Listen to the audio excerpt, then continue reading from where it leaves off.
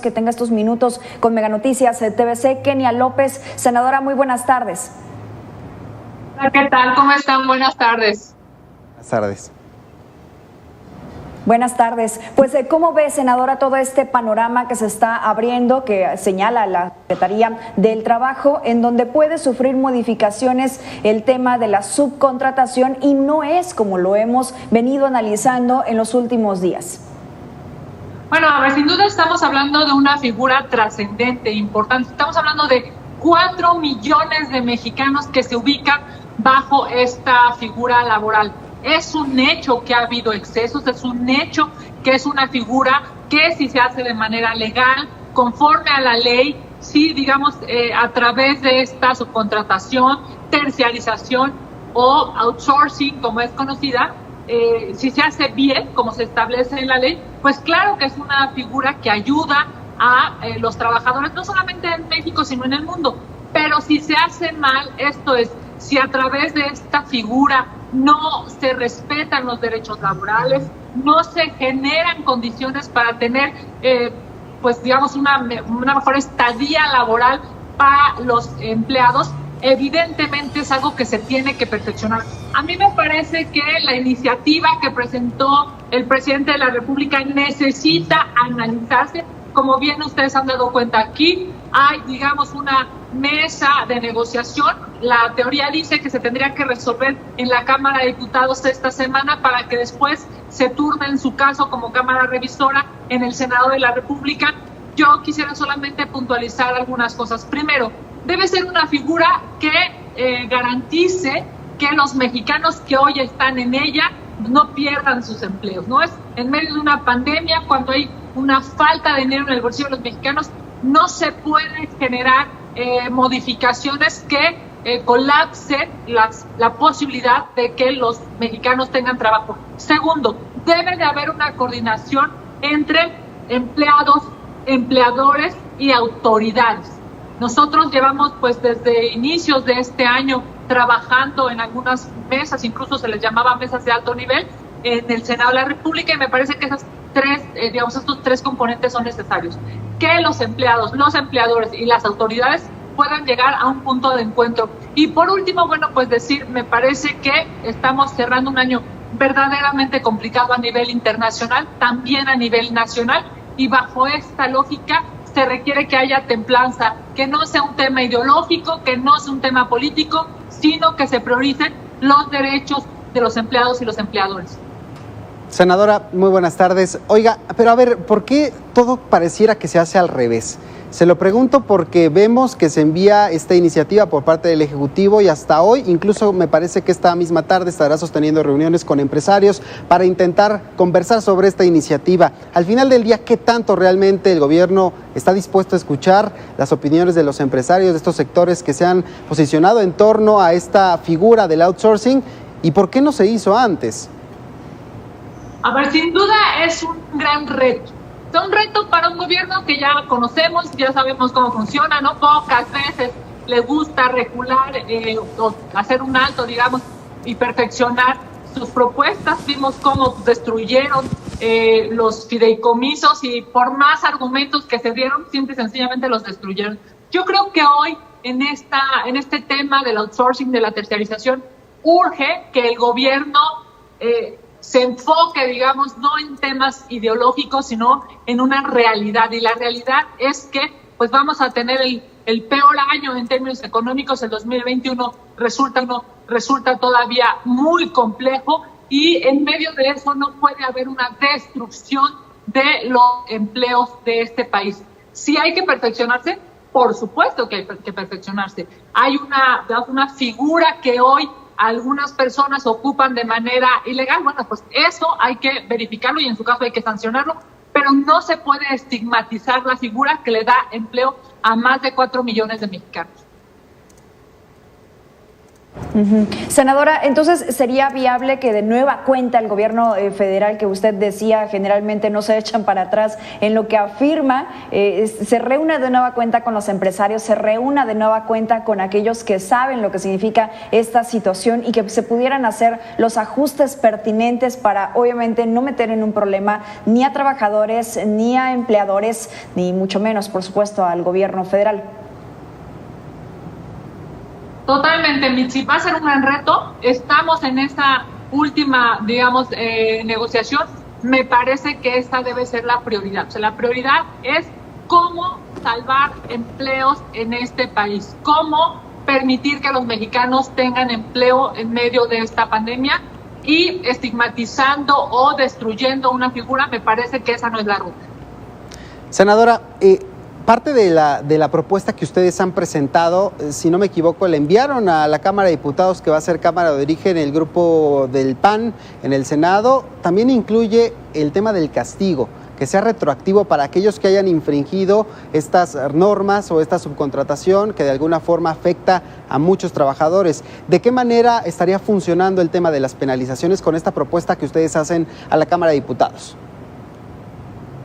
Efectivamente, hemos presentado una iniciativa de manera plural, varios senadores de distintos grupos parlamentarios, del PAN, evidentemente, del PRI, del PRD, y esta iniciativa lo que busca es clarificar. Cuando haya outsourcing ilegal, cuando alguien esté cometiendo un fraude a la ley, a eso se les debe de sancionar. Pero cuando se esté llevando a cabo bien una figura laboral que permite tener trabajo, pues por supuesto que hay que continuar en términos positivos para beneficio de las y los mexicanos. Oiga, senadora, y por otra parte, ahora que escuchábamos al presidente decir que en el caso de los trabajadores al servicio del gobierno federal, todos serán basificados, ¿esto es realmente viable que se pueda hacer por parte del gobierno ante los recortes que hemos visto, ante el presupuesto que tiene, ante una situación que pues viene arrastrándose desde hace mucho tiempo, que también el gobierno federal practica la subcontratación? Bueno, sin duda, uno de los mayores ocupantes del outsourcing, de la subcontratación, de la terciarización es el gobierno. Es la muestra más clara de que la figura debe de perfeccionarse, más no destruirse. Y bueno, en términos reales, lo que necesitamos es una administración pública inteligente que dé resultados a los mexicanos. Terminan todos, incluyéndome, terminamos cobrando nuestro sueldo a propósito de los impuestos, así es que ojalá y lo que tengamos a futuro sea una buena administración pública, porque se requiere. Senadora, ¿y en el Congreso cómo andamos en estos temas, en el tema, por supuesto, de la subcontratación de los empleados, de muchas personas que trabajan ahí? Bueno, decirte, el Senado de la República es el mejor ejemplo, digamos, de cómo esta figura se hace necesaria. Hay una claridad en términos de cuáles son pues las prioridades, y una de las prioridades es resolver cómo vamos a tener mejores servidores públicos, ya sea legisladores o, en su caso, pues por supuesto, no solamente, digamos, quienes hacen las leyes, sino quienes trabajan de la mano para tener mejores instituciones, llámese el Senado de la República, Cámara de Diputados, Presidencia de la República, Secretarías de Estado. Se requieren mejores servidores públicos, profesionales, no solamente leales, sino también profesionales que tengan capacidad técnica para resolver los problemas de este país. ¿Y estarían en posibilidades de también permitir que haya esta eliminación de la figura de la subcontratación en el Senado, o también basificarían a todos? Bueno, es algo que se tendrá que resolver en la Junta de Coordinación Política. Me parece que es necesario hacer un análisis, digamos, no de bote pronto, no en fast track, sino saber qué es lo que genera mejores condiciones laborales y qué es lo que genera mejores servidores públicos, porque eso es lo que México necesita. Ya por último, senadora, en cuanto a los tiempos me refiero, ¿cuánto tiempo más se va a estar haciendo este análisis de acuerdo a las propuestas que ustedes hicieron de modificación de esta iniciativa? Discúlpame si se me vició el internet, no te escuché. ¿Podrías repetir la pregunta? Le comentaba Que en cuanto a los tiempos se refiere, ¿en cuánto de tiempo más se va a estar recibiendo la respuesta ya de la iniciativa que ustedes presentaron, de las modificaciones a esta iniciativa? ¿Cuándo se pudiera estar ya haciendo una conclusión, si pasa o no pasa, se modifica, no se modifica? Recuérdenos los tiempos. Claro, bueno, en realidad la discusión se tiene en la Cámara de Diputados por ser la Cámara de origen. Nuestro Congreso tiene 2 cámaras, es bicameral. Se va a una Cámara y después la siguiente es una Cámara revisora. En este momento es necesario, digamos, que haya una definición en términos de la Cámara de Diputados, que se logren acuerdos. Si los acuerdos son suficientemente buenos, se respaldarán en el Senado de la República. Si no son suficientemente buenos, me parece que es necesario dar el debate en la Cámara de Senadores como Cámara revisora y poder perfeccionar la ley. Ojalá y se logren los acuerdos necesarios en la Cámara de Diputados. De hecho, la iniciativa que presentamos en el Senado de la República se remitió a la Cámara de Diputados por ser Cámara de origen. Veremos cuál es el proceso de conclusión, digamos, en este primer análisis en la Cámara de Diputados, y después daremos el debate, o en su caso acompañaremos en la Cámara de Senadores.